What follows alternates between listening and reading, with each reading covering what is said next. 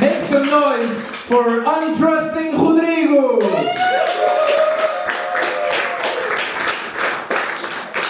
Guys, give it up for untrustworthy Guilherme.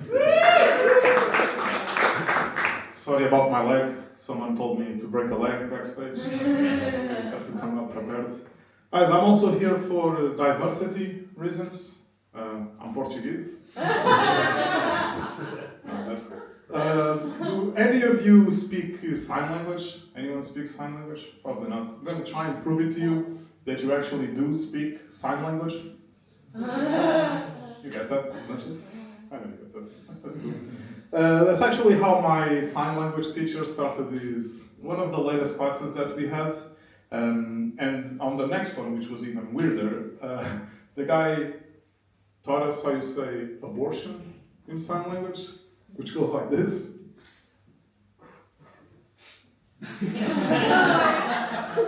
It's just that. I'll be honest with you, I had no fucking idea deaf people were discussing abortions.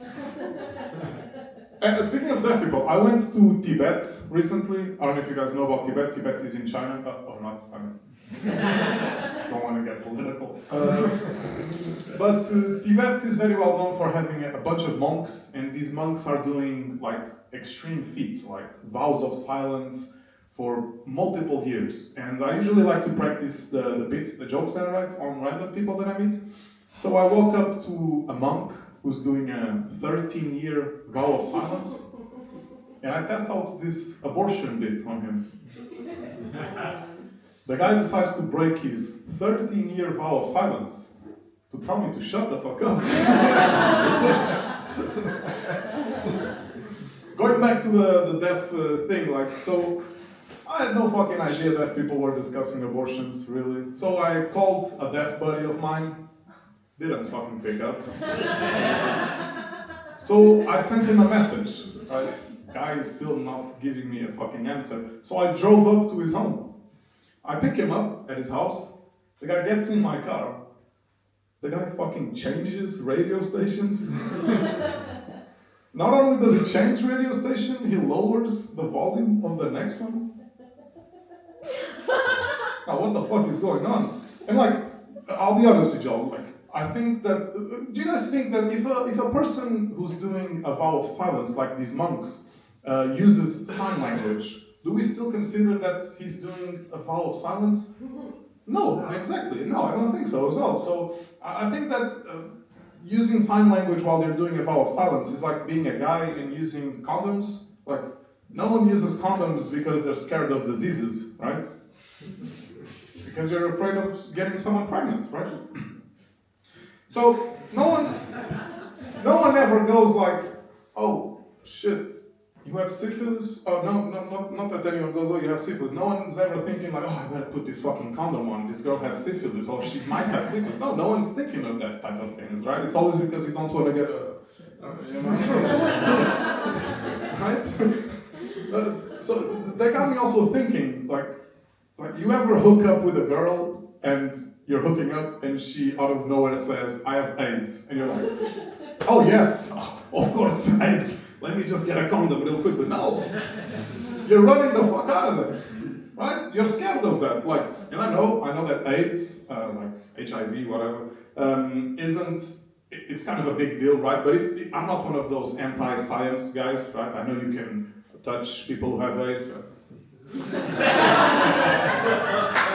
But I know you can touch them, it's completely fine. Like Princess Diana made that very fucking clear, right? You guys are, I'm young, I thought you guys would get that joke, okay?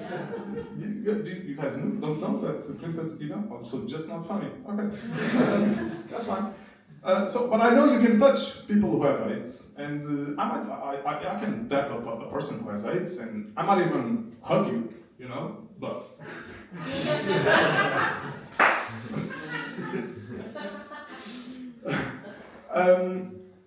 Anyone here, you use Wi-Fi, sir? Do you like Wi-Fi? Not at all? More of a Bluetooth kind of guy? It's okay, sir. You don't have to worry about that. I'm a Wi-Fi kind of guy.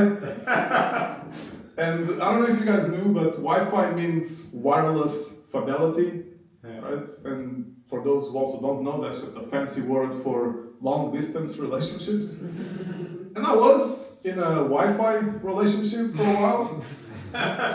Until I found out that I was in a Wi-Fi relationship, but she was on a public hotspot relationship. To wrap it up, guys, I have one final joke for you. Are you ready? Recently, I've been browsing Reddit, and I discovered this baby Hitler paradox. Does someone know about this paradox? No, it's fine. You know about it? Ish? Okay, I'll explain it to the rest. So, baby Hitler paradox asks you the following question. What would you do if you could travel back in time, right, and meet Hitler when he was a baby? Some people on Reddit will say the craziest things like, I will pick Hitler up as a baby, travel even further back in time, living in a with a sheep herder in Afghanistan, and we don't have to worry about Hitler. Other people will even say crazier things like, I would raise him to be a great kid and even greater man. Me personally?